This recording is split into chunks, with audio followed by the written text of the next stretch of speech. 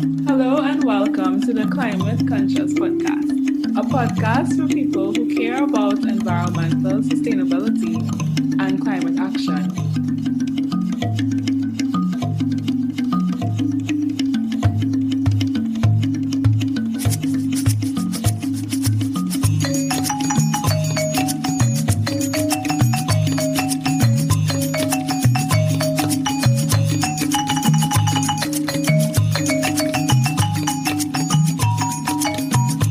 I'm your host, and today's special guest is the founder of a business that prioritizes reusable plastic-free products to make low-waste living accessible in Trinidad and Tobago.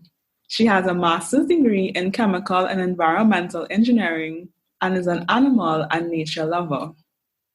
I am delighted to welcome to the Climate Conscious Podcast, Chiara Lucie-Smith of Harmony Eco Products. Hi, Chiara. Hi, Javal. Thanks for having me today. Chiara, as an eco-entrepreneur, you own and operate a successful business that is aligned with environmentally sound principles. And I think you are filling an important niche here in Trinidad and Tobago by providing reusable, plastic-free, low-waste products. So tell us the story of Harmony Eco and how it all came about. Of course. So Harmony actually started just from my passion to bring menstrual cups to Trinidad. That was the first product that we launched and the only one that I had for a long time. So it's been almost 2 years. And the Harmony cup, I used to just rave about menstrual cups all the time to my friends and so on. And they really weren't available here. So I thought that if I really wanted to help people have this option in their life, then I needed to do something about it and bring them here. So that was the first driver. And then it grew naturally following the changes that I was making in my life. So in the same way where I had a menstrual cup and I loved it, and I thought, wow, everybody needs one of these. It's the same thing with all the others. Everything that I use and I love and I think about, wow, this really is convenient to use. It's low waste. Everybody should have this option. So that's how it grew. And I've been really lucky to have partners that helped me, stores that were willing to put things on their shelves. Things like that really made it easier of a journey, because at first I wasn't sure if it would work. People weren't necessarily open to the conversation of a menstrual cup 2 years ago. So what has been the response to your product? Yeah, so at the start with the menstrual cup, it was difficult. It was slow to get people willing to talk about it, but that's changed a lot. I think with that, once you have people where you see reviews and you hear people talking about, yes, it worked for me, and me giving my personal testaments to people that message, that really helps people feel like it's not something unfamiliar. You know, sometimes we don't want to change our habits. We have something that works for us and we don't need to change it. We can recognize maybe the flaws in it, but it's working and we've made those flaws something we can deal with. But once we have somebody else telling us, yeah, it's really better, then they're comfortable to make the switch. And it's been really encouraging to find how many people are actually really excited about the options that we have, and they're really looking for more. And like, people message and they're like, do you have this available yet? I really want these plastic-free dishwashing sponges. And I'm like, coming soon. Mm-hmm. Like, it's really exciting to see that people are ready for even more than I have available to them. Like, it's been a little bit overwhelming to try to keep up, but exciting for me. Like, I love that people are embracing it so wholeheartedly. I'm really glad to hear that people are catching on to these eco-friendly options. I know your tagline is better for you, the earth, and your wallet. So how are you able to balance these three priorities? Yeah, so I think it's a misconception for some of them that low waste or sustainable, eco-friendly, whatever tagline you want to put on it, that it is unaffordable and it's only for people who have the money to spend on it. And some products are a little bit more pricey, like our Dentabs, the toothpaste tablets, can cost more than some brands of toothpaste. But there are those products that really save you a lot of money. Again, the menstrual cup is one. Like, it's only $120 for your cup that will last you 5 years. And that, to buy upfront, $120 is more than you would spend in your 1 month of period products. But overall, that saves you, when I did calculations, it saves you like $20,000 in your lifetime. So if you start halfway through like I did, then, $10,000. But that's a significant amount of money. And the same with our reusable razor. It's an upfront investment, but you do save money with it. And a lot of other products have some comparable price points. They're a little more difficult to compare because it depends on your style of using it, how much you use, and those kinds of things, and what is the cost of the products that you used before. But I do genuinely believe that if you made the switch to all, that it's not a more expensive way to live. And for sure, from your personal health perspective, I think it is better for you. So better for you, your health, and your convenience and that sort of stuff. And for me, a little bit, maybe not everybody will benefit, but the peace of mind it gives me that I'm not creating a lot of waste, I like that a lot. And the health benefits of the menstrual cup are that it's medical grade and it's not absorbent, so you don't experience some of the things like dryness and irritation that you have with other products. And you can sleep in it overnight. So some of those things, it's really great and convenient. So that balance of those things is also what led me to call the brand Harmony, because it's not just us in harmony with the environment, but trying to balance and have harmony in all of our priorities and all of the things that we consider when we decide to use a product. And your brand truly embodies sustainability. That's what it's all about, trying to achieve balance or harmony between people, planet, and profit. Yeah. And I know the menstrual cup is trending, but just for those who may not be familiar, it's a type of reusable feminine hygiene product. So it's a reusable cup. It's made of medical grade silicone. It is not firm, it's quite flexible. You fold it and you insert it. And after it's folded for insertion, it opens and it collects your fluid instead of absorbing both tampons and pads absorb. So it just collects. You can wear it for 12 hours. After that, you should empty it. Depending on your flow, it could be less than 12 hours. You just empty, rinse, and reinsert. And then in between your cycles, you do a thorough cleaning.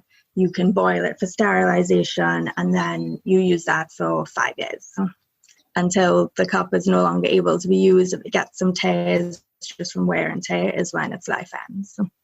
By utilizing this option, you are eliminating the use of disposable feminine hygiene products, which are generally made of plastic. Yeah, so I think that pads have a lot more plastic in them than tampons. Actually, my journey, with tampons, you have the applicator and all of those things. I actually transitioned to applicator-less tampons before I discovered that a menstrual cup was a thing. And there's some other new products recently too. You can get period panties, and I think they're discs. There are quite a lot of options now. So for someone who is on the fence about, single-use plastics and wondering, are single-use plastics really that bad? What would you say to them?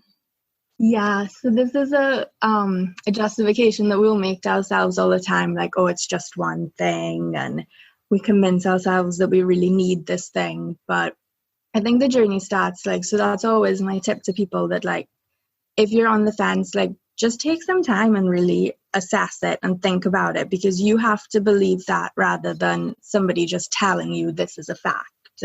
So it takes some time to sit down and maybe do an audit of what are the things that you use in your life and why you think that it's necessary for it to be in this form. And also, it's a little exercise in open-mindedness and humility to just detach yourself from that product that you use. It doesn't define you. and look at it and say, do I need it to be this? There's some people that are very attached to the things they use. That's their routine. They don't like change. So you think about it. And for me, I came across this project or campaign. It's called The Story of Stuff.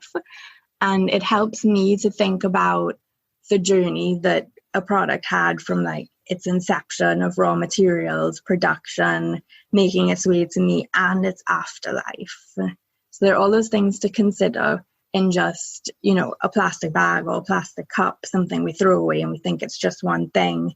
But there's so much more even than that aspect that we see.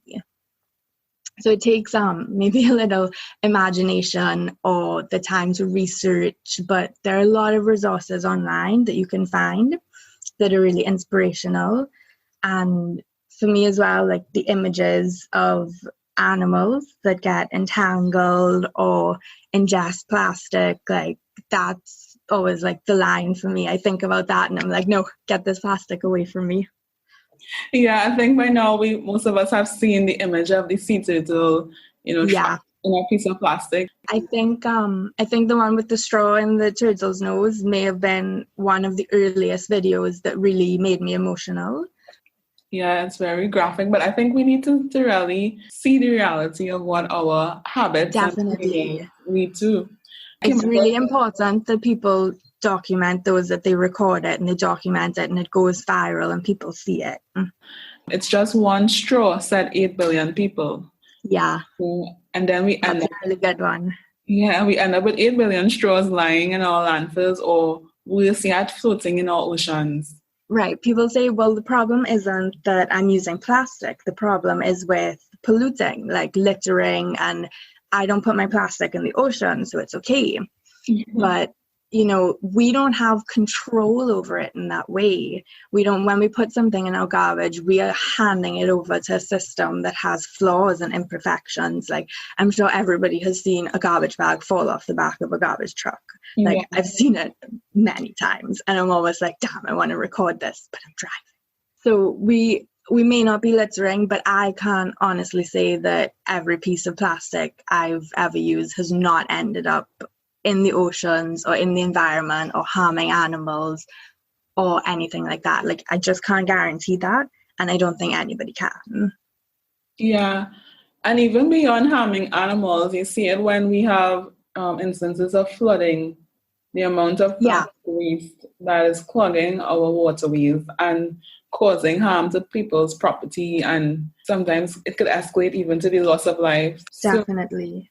So I think even if people are not animal lovers, it comes back to a human survival concept. Yeah. I mean, it's not as immediate as other things. It does take some foresight. Yeah. And I know locally there has been a push for more recycling, and that is good, but that isn't the solution to the plastic problem. Yeah. Because I don't want to sound too negative, but I agree as well. Not all plastics can be recycled, and even the ones that can be, not all of them end up at the recyclers. Again, we pass over responsibility to somebody else, and you see these statistics that is it still 9%, that only 9% of plastic that has been given to a recycling centre has actually been recycled. Wow.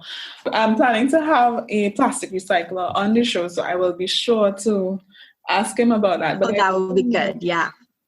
I do know that they themselves generate waste, because not all of the plastic that they receive, they can actually recycle it, Yeah. So sometimes we don't know, like, if it can be recycled. I know some, like, every what's the word? Sorry. Every center, they accept different varieties, different forms of plastic, and they will chip those down and send it to somebody else. So there are a lot of chains in the method in the system where things can get unfinished and there's a miscommunication, and we'll send this, but a final product to be used again isn't made. And I don't know if this is true, but I've also seen claims warning to search for products made from recycled materials that say that it's post-consumer plastic and not. So I think that it was alluding to the fact that people will make plastic bottles and then grind them down and make something else and call that a product made from recycled materials, even though that plastic bottle was never needed or used by anybody. Right. Wow.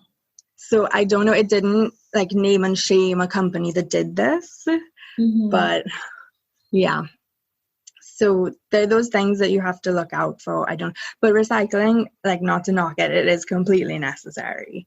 And especially, we have these questions around like plastic, but sustainability is not only about plastic, and recycling is hugely important for those other materials where they still have so much value in them. Yes. And it ties back to the circular economy. Because right now we kind of operate or function in the linear economy where you make something, you use something, and then it goes to trash. Exactly, yeah.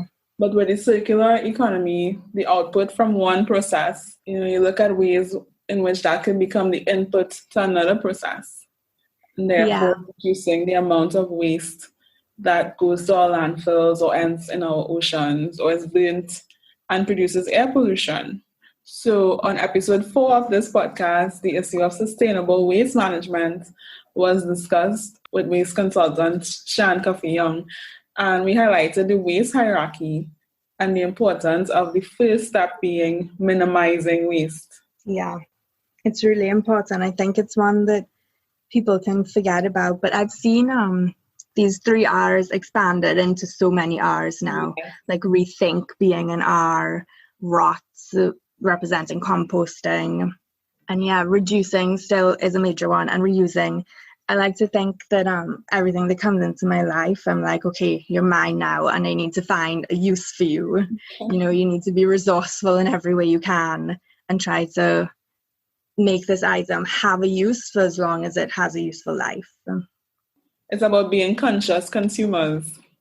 We consume a lot of stuff, and with the fast rate of new items coming onto the market, things go out of style or they become obsolete very quickly. And then this automatically translates into waste. Yeah. So I think it's important to embrace minimalism in that way.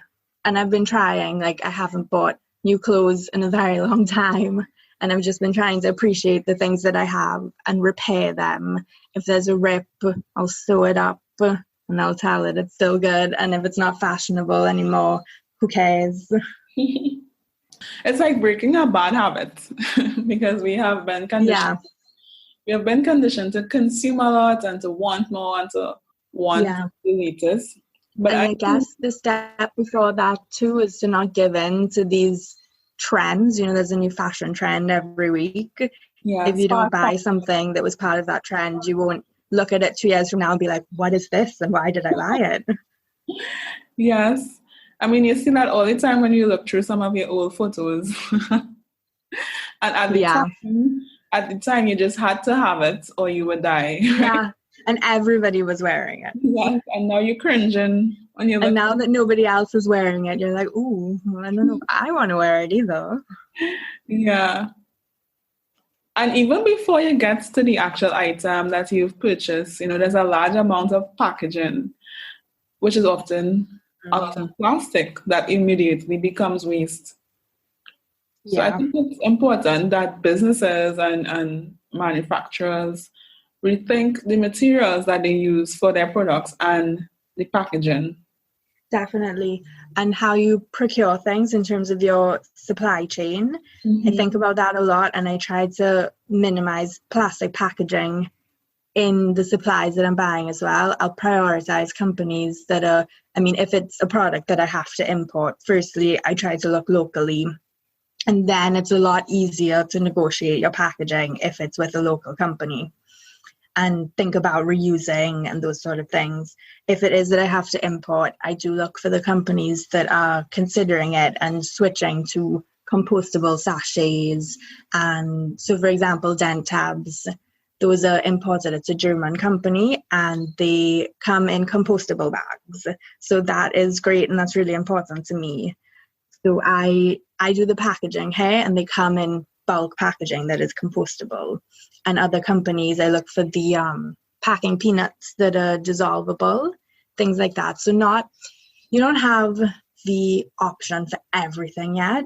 And to some extent, that frustrates me, but I have to accept the things that are out of my hands and just continue to support the people that are making good choices. And I always emphasize progress over perfection, because the whole sustainability movement, it's a transition away from the norm that we have been accustomed to.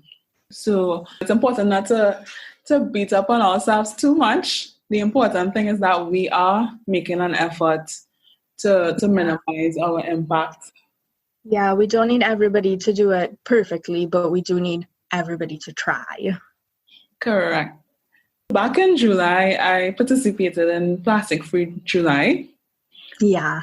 I made the effort to avoid single-use plastics. I shared it a lot on social media to encourage others to participate. It was indeed a challenge because single-use plastics are such a big part of our daily lives. Especially if you tell yourself that you're going to avoid all.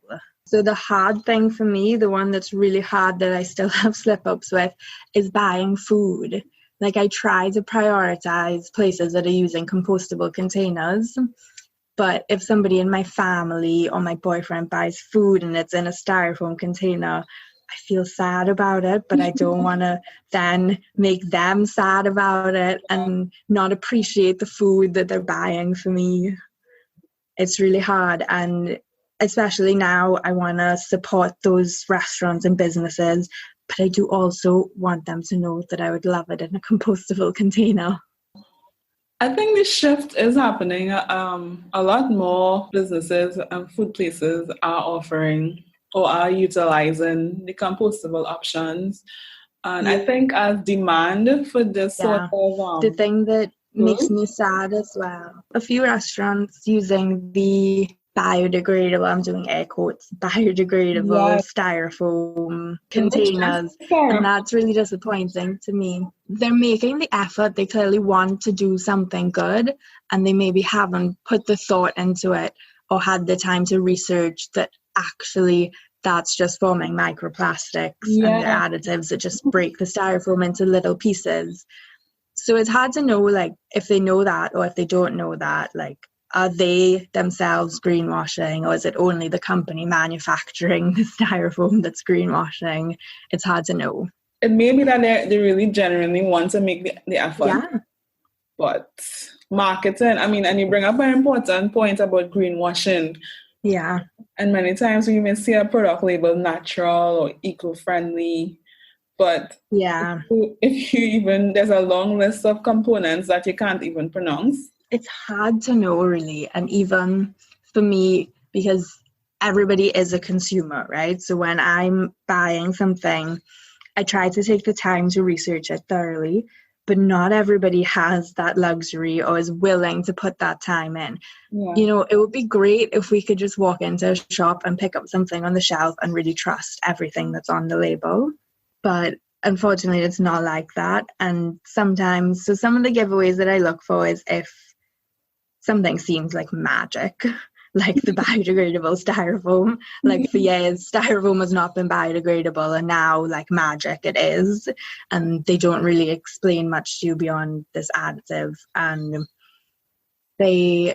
so the studies that I've looked at, there's a problem. They do break down, but then they never show it breaking down to zero and where the curve ends and how the curve changes after the initial part of degradation. So it's really to look for behind, if they claim some kind of technology, if you can take the time to research that, even if it's just a super quick Google research and you see some concerns about it, then start to question it. So if you do a super quick Google research and everything seems legit, then, and you're in a rush, you can go ahead and come back to it later. But it is really hard to know, especially with, if a company is a smaller company as well, you might not find that much information. But if it's a big company, you should expect to see a lot of information around this on their website, and they should have a section devoted to the sustainability if they're making these claims and explain to you why they're making that claim and what is behind it. It shouldn't just say eco-friendly on the package and that's the end of the story. Yeah. And I really believe there's a global shift towards sustainable products and sustainability being integrated in all business models. So I think it will eventually trickle down here in Trinidad and Tobago, and businesses would seriously have to reconsider or rethink their business models to see how they can manage their impacts in a meaningful way, not just slapping on a label or doing some extra marketing to appear sustainable, but you would need that proof to demonstrate that you are definitely really embracing the principles and practices of sustainability. Yeah. And I think that speaks to people often have this concern of whose responsibility is it, whether it's the company's responsibility or the consumer's responsibility. And it's definitely both, like what you said, us putting pressure on companies and having that expectation of them drives the change. Yes. So I actually came across an article published by Forbes in 2019, and they said that the Caribbean islands are the biggest plastic polluters per capita in the world. Yeah, I remember that article as well. Yeah, and on top of that, Trinidad and Tobago ranked number 1, producing 1.5 kilograms of waste per capita per day, the largest in the world. And I mean, I know we like to be number 1, but that is not an era for us to rank number 1. It was really shocking to read that. Yes, it's very alarming, especially as an island. We depend on our oceans for many services, such as food and tourism. And you see the garbage reaching to the beaches and the rivers. Yes. I'm not sure if we truly understand the connection between our plastic addiction, as I would call it, and the harm that is being done to our environment. That's why I think that mental part, that mental recognition is so important for people to first recognize that, you know, if we're having a Lyme, we don't need to have disposable cups and cutlery and plates. We can wash the dishes and clean up, and that would be better. Like I always, if I'm involved, I'm always volunteering to wash the dishes, and people are like, what? And I'm like, it's not that bad, and we can embrace the dishes. So that's why it's so great that you offer these viable alternatives in the form of reusable and plastic-free products. Maybe you can share some insights on other products that you offer. Yeah, so that concept of having things convenient to use and an easy switch to make is important to me, because that, I think, is the barrier that holds people back. They want something to be easy to use. So that is something that I prioritize, with having an option that is in reusable packaging as well as some that are biodegradable packaging, because not everybody's going to commit to reusing. So, for example, we have deodorant that's made, one is in a tin and one is in a paper tube. So for the people that want an option that they can guiltlessly dispose of, whether they put it in their home compost or they put it in the garbage, then that will, I mean, things that go to the landfill do not have a good fate no matter what it is. But if you are having the option of a garden compost, then you can put that packaging in there. Or you can have the tin, which is returnable to us for cleaning and refilling. So we have a selection, some that are biodegradable, some that are reusable, and some that are biodegradable.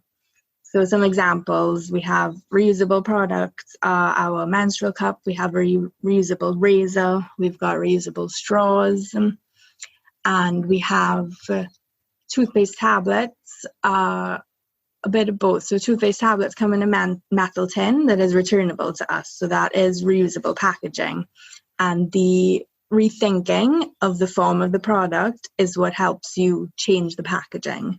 So regular toothpaste is in a plastic tube that is a non-recyclable plastic tube. So that has no fate apart from the landfills. And on the other end, we have a Another example of that rethinking of a product is our solid dish soap. So that instead of having a liquid surfactant, you have a solid one that you can rub your sponge onto, it creates bubbles, and you wash as normal. So for some of these, there's a little bit of a habit change, but it's not difficult to get used to. Right. And we also have, I mentioned the deodorant already. We have a little range like that. So we have deodorant, body butter, and lip balm. The lip balm is in the same kind of tube as the deodorant. It's just a little bit smaller. They push up from the bottom. It's paper. It's a thick paper, like more like a card paper, and it's lined so that it won't leak through and it can hold the oils that the product is made of. So, I like the idea of these cosmetics coming in either reusable or compostable packaging. We use a lot of cosmetic items, and then you find yourself generating so many of these plastic containers. Some of them you may keep to reuse, but you may not be able to keep all of them. Yeah, it's crazy how quickly it can pile up. And it depends on what kind of package you have. Like if it's a kind of a tub for body lotion, you can probably find a use for that in your life. But the pump bottle, I don't know what anybody would do with that. Yeah. So in terms of reusability, it's not. And also in terms of cleaning that would be that pump to get all of that lotion out. I don't know, that would be difficult. So it does take some effort to rethink if we really like that pump bottle option as opposed to dipping our finger. That's something that I think can just take some time to get used to. If you're a person that's attached to your habits, over time, we'll get used to that new way of doing things. Mm-hmm. And again, that brings us back to the point of, businesses rethinking the materials that they use, designing for sustainability. The idea of solid products, that's one that I think is really great. So I'm hoping to expand on that soon. I should have shampoo and conditioner bars ready as well. And those I really like because, those bottles, they pile up. It takes up so much less space as well. This tiny shampoo bar replacing your big bottle. I think there are other benefits that you see beyond the immediate and obvious ones. Once you start using the product, you're like, oh, well, I like this about it, that it's so small and I can take it everywhere easily. Yeah, we can't travel now, but it sounds like it would be great for, travel. So I was thinking about, I have my one bar, and I was like, I share it with my sister who doesn't live in the same house as me. And so I wash my hair once a week, and I'll just, when she comes over, I'm like, hey, you take the bar now, you bring it back for me. In the future, when we are moving around a lot more, that's convenient. It made me laugh because right before lockdown, I was talking about how dent tabs are perfect for traveling because they're not liquid. And then traveling is now out. So I was like, well, that's not a selling point anymore, but they're still great. I'm sure many of my listeners would be interested in getting some of your products. So where can they connect with you and find Harmony Eco products? Yeah, of course. So I will tell all of the retail stores, but if somebody's not wanting to write them down right now, if you find us on Facebook and Instagram, everything will be listed there. So the handle is at Harmony Eco with no dot or space. And I've tried hard to make things accessible in different locations. So our spot in Port of Spain is at Juncolage in the Oval. We're in San Juan at SBT Medical. It's on the Eastern Main Road near the Quasi. And in Cuba, we have a spot, the Book Emporium. And in San Fernando, we're at Tradewinds Hotel. Some select products are available in pharmacies, so you can find the Harmony Cup in Stargans, but not every location of Bagans. You'll find them in Price Plaza, C3, and South Park. Awesome. I'm definitely interested in trying some of your products as I continue to transition towards greater sustainability and also low waste living.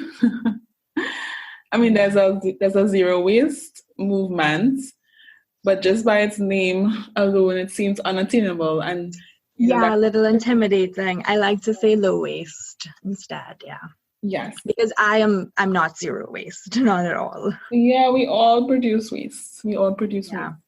And even like the biodegradable deodorant and lip balm tubes, like that is still waste when you throw that away. It's just maybe more responsible waste than the plastic tube. Yes, and I'm happy that I'll be able to add that to my compost heap. So yeah, I mean, it's a little thing. Yeah, I've seen you post about the compost, and composting is something I really love as well. It can be challenging when there's so much you have to take and add to your compost every day, and I feel like my compost is growing in size really rapidly. So I might need some advice on that soon. Maybe Shan can help me. It would be great if we have an industrial compost in Trinidad in the future and they collect your compost waste. That would be great. Yeah, that would be a dream. I'm really happy to have all the support from customers and that there are people listening to this podcast now, all the people that care and are making an effort in their life, like just for them to also feel encouraged and not to think that it's not doing anything. It is, like, the world really is benefiting from all the good that you can do. And even if you can't do everything, all the good that you're doing is worthwhile and having an impact. And I mean, that's something that I have to remind myself of occasionally as well. Well, thank you so much, Chiara, for joining me on the podcast. I really enjoyed our conversation around making that transition towards sustainable living. I enjoyed the conversation as well. Thank you so much for having me.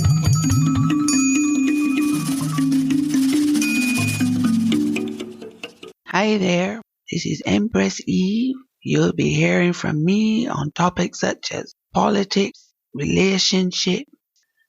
Being an empress, of course, my viewpoint is going to be very, very good because I know what I'm talking about. So if you're interested in my personal views on relationships, current affairs, politics, and anything else that come to mind, then tune in. I love you like cooked food, and I like that a lot.